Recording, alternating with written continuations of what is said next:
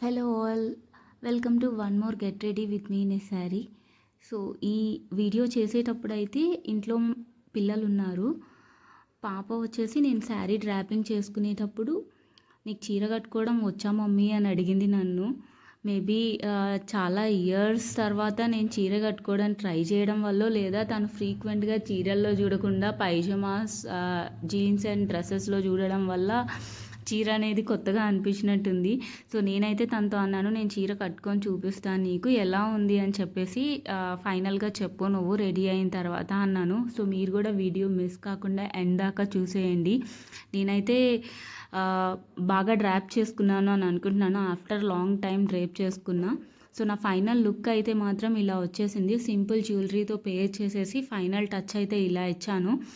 పాప ఏం చెప్పిందో ఇప్పుడు మనం విందాము. ఎస్సా నోనా